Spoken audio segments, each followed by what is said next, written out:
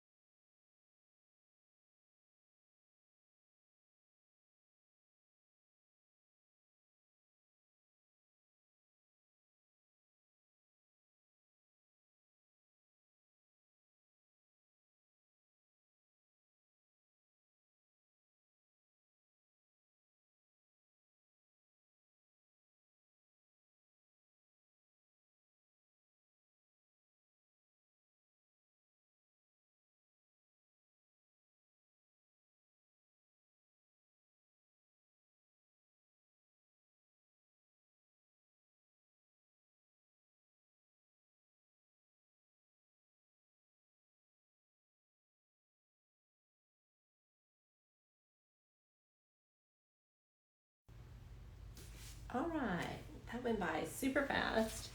I had the dog, I had the child. I had it was like a party in here. So I don't know how many words I even got done that session. But good morning, Mama Bird. Welcome. I hope you're having a wonderful weekend. I know that it's been a very tough week for you, so hopefully you're getting some rest and relaxation. It's like one of the busiest weekends of the year, though. And I know for you being a mama to young ones, it's even harder because, not only are you, mom and dad gifts, but you're also Santa Claus. So, Casey's, I have people over, can't sprint today, just wanted to drop in and say hi, Merry Christmas, ladies. Oh, that is so sweet of her. Yeah, I think, I know my neighborhood, I'm seeing a lot more people walk and there's families, you can just tell there's a ton of people that are hosting family from out of town because the neighborhood has been picked up. There's a lot more cars, a lot more activities, and a lot more people walking that I've never seen before. And so, Mama Bird, we are having a slow morning before we kick off all the Christmas gatherings. Yeah, I forgot there are some people that have to break it up, right? So they have, in-laws. We always used to do Christmas Eve with one, Christmas Day with another, and then obviously Santa Claus coming. I don't know why you keep getting kicked out, EB. It's kind of a small, intimate group because it's such a busy weekend. So I don't know why that's happening. Instagram. Yeah, our Christmas is kind of spread out over a few days also with different groups. And I'm actually, because my birthday is so close to Christmas, and my celebration for birthdays tends to blend in. So I'm celebrating birthday dinner with one of my dear friends who sent me those roses, those flowers earlier in the week. So he's like, where do you want to go? I'm like, I have no idea. I never really get to pick where I eat because I have teenagers and they will decide your life for you, as kids do. And so we have that tonight and then Christmas Eve service, and it's going to be kind of cute because one of my friends is a staunch atheist. He's kind of like a engineer scientist. So faith and faith and facts are contradictory concepts to him. So he's going to church with me. So it'll be interesting to see how that goes. My church does a live animal service. And so when my son was born in October, we were Mary and my ex was Joseph. Obviously we weren't married at the time, but and my son was baby Jesus. And so my ex carried my son, he was 2 months old, down the long aisle. It has a fantastic aisle, stained glass. It's like the dream wedding church that I've gone to. And so so I rode the donkey. There's like a camel, so they do the full live pageant. And so I cry every year at all the songs. It's ridiculous because I just think it's so beautiful and I get filled up by the Holy Spirit. So I've been telling my friend about this all year long. And, as big of a Christian as I am, he is as staunch of a atheist. Even though he was raised Catholic, he went all through Catholic school, graduated Catholic high school. And so anyway, he's going, and it was so funny because my children are like, you got to be joking me. Like, how does that work? And I said, I don't know, we'll figure it out. The kids obviously are going as well. And so he said, as long as you're not expecting me to sing or to pray, we'll be okay. So I said, no, I don't require that of anybody. Faith is your own. I said, now, if the Holy Spirit moves into you and takes over, then, I can't help that. That's, just a beautiful byproduct of going to church. So anyway, that'll be interesting. So that's, and then we'll go and grab, dessert at our favorite cafe that's open late. We are required to sing. Will he keep his comments to himself? No. I don't know, like on paper, we do not make sense as being really good friends. And yet we are really good friends and it just works for us. You know, we debate, we go to the museums. He talks about all sorts of like nerdy stuff that I find kind of fascinating. He gets big into like physics and chemistry. He's an electrical engineer, so he talks about computer parts and all that kind of stuff. And so we go to the museum, and he does not like to go to the Museum of Fine Arts, which I love too, because there's like five buildings. He wants to go always to the Museum of Natural Science, and then he wants to walk and talk about who are the first humans and see, you know, all that. So we, my kids, you know, I've met his daughter, he knows my kids, and they're like, how does this friendship work? I was like, that's the beauty of it. It just does. But, you know, I'm too old to even think. I don't change people. I accept people for who they are, what they are, where they're at. That does not bother me, but we get along really, really well. So it's cute. And people are like, why don't you date? And I'm like, he's atheist. And so I had always joked to them. I said, look, whenever I decide to date someone, they're going to have to come to church with me on Christmas Eve, and they're going to have to hand me the handkerchief when we do the candlelight service, when we do the candlelight song, and, you know, we lower the lights. I said it's always on Silent Night. I said, I want to be bawling like a baby. I know it's coming. I do it every year. So you have to hand me the handkerchief. And so he said, I'll be willing to hand you a handkerchief this year. So anyway, it'll be cute. And then we're spending Christmas with my mama at her house. And so I need to also pick up all of our, we're catering Christmas dinner just to make it easier because she has dementia. And so, you know, she thinks she can cook, but she really can't anymore. She doesn't remember. So I hope that you guys have some really fun plans for Christmas. It's like the favorite time of the year, I know. So tell me what you guys are doing. I always find it interesting and fascinating. I know my kids have already had their friend's Christmas. They've had one aunt's Christmas. I think they have their grandparents on the ex's side and then his. So sounds like you're going to have a great weekend. Thank you. It will be, but the bad news is that too much socializing is not getting this book written. So, and I already said at the beginning of December, there was like a lot of doctoring. So I'm like, girl, come on with it. And you know how sometimes you're getting bored of your own story? Like, it's been marinating in my head for so long. I'm like, sit your butt down, get these words done and out, get it over to Jessica, and then get on to your day. Like, get on to the next book, because 2024 is Thrive Year. I'm calling it for all of us. So claiming it for all of us. We're gonna thrive. It'll be the best year ever, because let's be honest, since COVID, these years have been a little bit like wah wah wah. They haven't been like stellar, like knock it out of the ballpark. And I think we're all due for one of those. So anyway, so I'm not doing much. This is Evie. Hubs works all weekend. What? And the day after, so it's quiet for us. Ooh, geez. That's really tough, because, you know, this is such a busy time. And so y'all aren't able to, I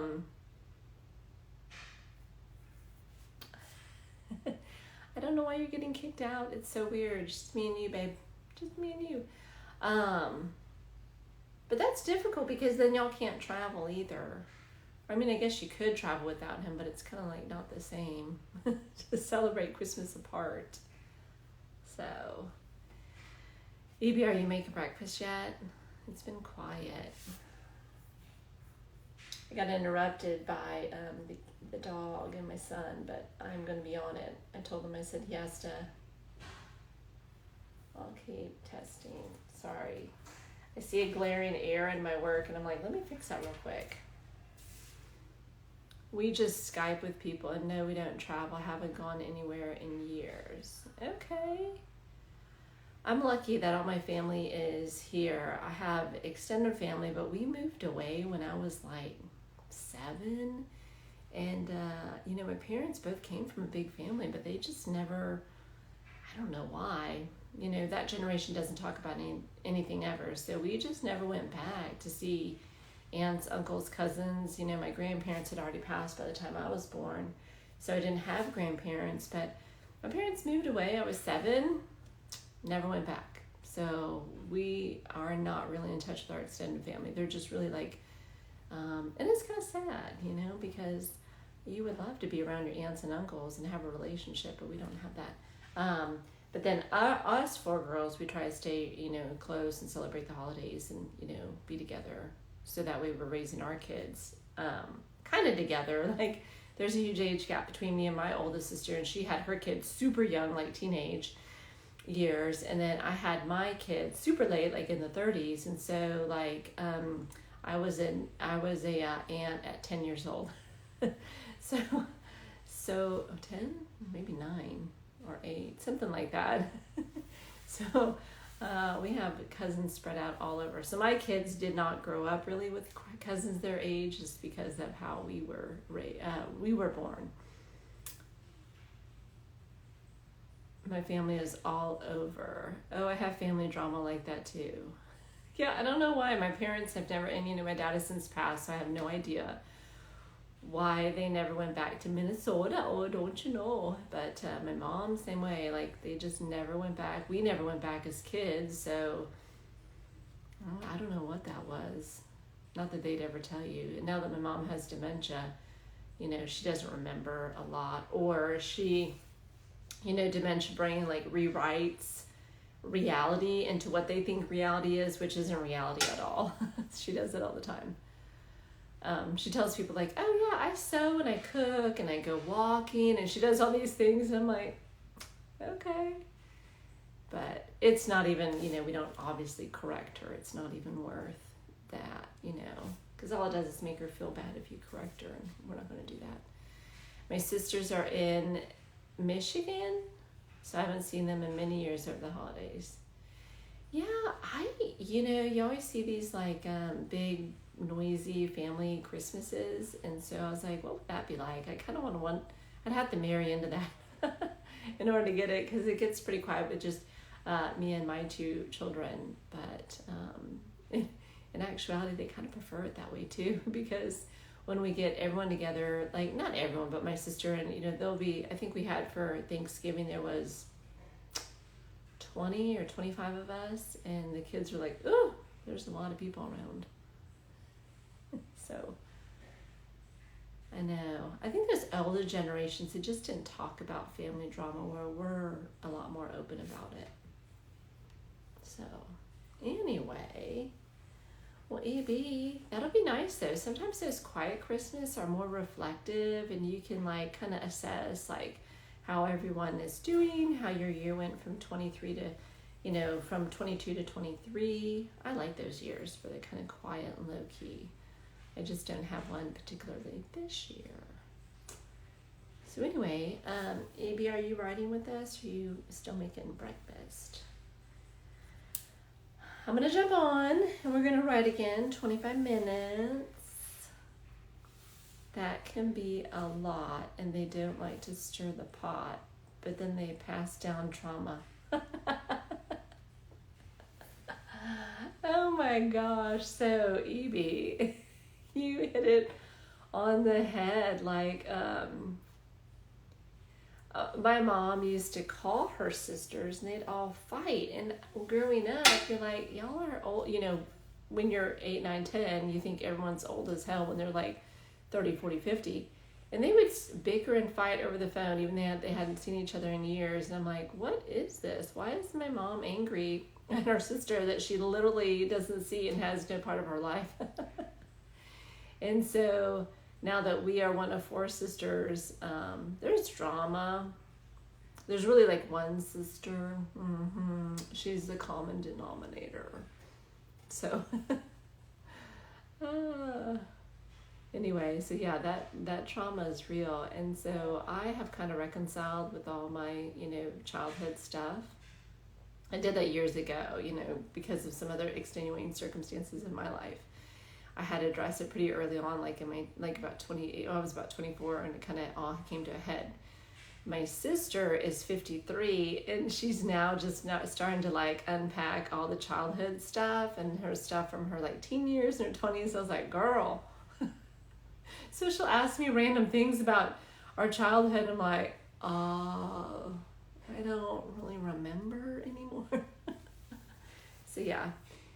But that trauma is for real. And as a mom, you're worried. You're like, oh my gosh, what trauma am I giving my kids? And I don't want to do that. So I'm very cognizant about, how I approach them and how I ask different things and our relationship. My kids say I go overboard, but meh. They'll probably have to go to therapy because they're like, she's too in our life and she's too much in my business. So, same with my mom and her sisters. Yeah, it's just sisters. My sisters are close. I think it's because I'm so much older than them. I think that's true, although my sister is 10 years older than me, and goodness, we cannot get along. I think it is because we are so different. Just fundamentally, we are radically different, and I think that's where a lot of our attention lies. That's a long time ago. I know. I feel like our kids will have different trauma. Our kids will have different trauma. My son wanted to spend the night at someone's house. I guess it was last weekend. And he literally gets in the car. He's like, Mom, I know you're going to say no, but I'm going to ask you anyway. I said, okay, well, go for it. And I don't really say no. It's always a discussion. But this was a flat no because he said, I want to spend the night at this guy's house and you don't know him and you've never met his parents. I was like, no. Does anybody on your baseball team or there's a huge group of moms that I'm a part of. And I said, do any of the moms know him? Well, no. And I was like, that'll be a flat no. Like, no, you're not. And so he said, you always, you just don't trust people. And I'm like, yeah, we're inner city Houston. I don't trust anybody. And then, yeah, that was an easy no. Exactly. You don't know him or his parents, but can I just go and be trapped and locked in his house, and you have no idea what's going on? Sure, that sounds brilliant. So anyway, we were talking about that. And then my daughter, a few moments later, she gets in the car and she happens to mention her weekend plans that she wants to get done. And she's like, the same thing. Mom, I want to go to the Museum of Natural Science by myself and with this lady, with this, girl, and she drives and you don't know her. And I'm like, what is up with you guys? I said, that's a no too. And so they're like, oh my gosh, Mom, you're too protective. I said, you can put that on my tombstone. You can have my name, and underneath you can put helicopter mom. She was way too protective, overprotective. I said, because that is not something that I will ever back off of. So anyway, but I'm also like that with their friends too, because when they're over at my house, I treat them like my kids, obviously. And so they'll, want to be doing stuff. And I'm like, does your mom know? Have you talked to them? And so I kind of do that with everybody. Anyway. Yeah, I think that's fine. I'd rather be overprotective. Shoot, my parents, we grew up in that generation that they had to have that PSA, do you know where your kids are at 10 o'clock at night? Because, our parents had no clue. They had no clue what was going on in my life or who my friends were, or I drove early. I got a hardship license at 15. So shoot, I was running around town, around Houston at 15, and they had no clue. Whew.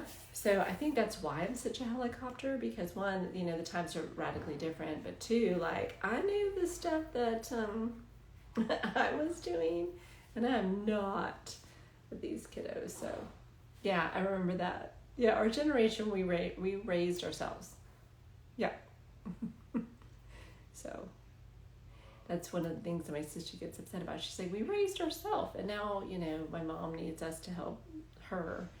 And it's kind of a point of contention with one of my sisters, because she's like, she wasn't there for me when I was growing up. Why should I be there for you now? And she literally is not there for my mom now. So, all right, now that I've aired all my family drama over this lovely holiday season, maybe we can get some writing in. So we'll do another 25 minutes and we'll catch up on a 5-minute chit chat. So Good luck. I know, right? Air it all out. So good luck on whatever you are working on, and then we'll go another 25. So I'm going to mute my line and start the timer. Well, let me start it. Start and mute.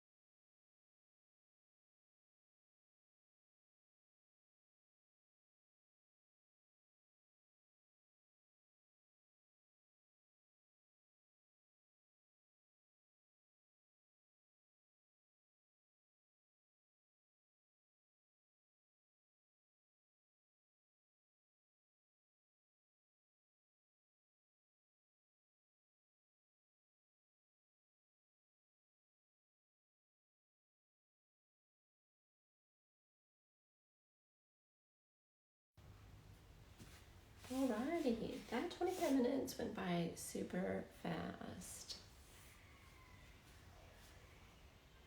Dehasam Dehas Sam. I write faster than you. Okay. Interesting. So I was in the middle of writing a Smegsy scene, so I have to it did go by fast. Yeah, I have to like think about hand placements and where she's at and he's at and all that jazz. It's so funny. Yeah, and I had to get up a couple times. So I don't know how much I got in. Ooh, I don't even know if I normally try to, oh, I see. I normally try to put like a little highlight as to where I started just to see what my progress is, but I did not do that, so who knows? Anyway, EB, are you writing? I have to, I meant to say earlier, I have to cut this short just because I forgot that I have to go pick up my son at baseball practice. And so that's when he was texting me earlier on my phone, and I responded on my watch. He's like, are you, do you remember that you have to come get me? And I'm like, oh yeah, that is today. So I'm gonna have to cut this short with you guys, go pick him up, and then I am gonna write before we go out tonight because, like I said, I'm so behind and I need to get caught up. And so anyway, EB, I hope that you have a very Merry Christmas, and I hope that you and your hubby and lovely daughter get to have some good quality time together. And for all those that are listening, Merry Christmas to you guys, and we will be back, or I'll be back next Saturday, so that way we can close out the end of 2023 and go into 2024 total Thrive year. So I'm saying it, everyone can be a part of it. We're all going to have a great 2024. So yeah, happy holidays. Yes, so Merry Christmas, and I hope that you guys have a wonderful holiday season with family, friends, food, fellowship, you name it. I hope it's wonderful for you guys. So that's all for now. Ciao.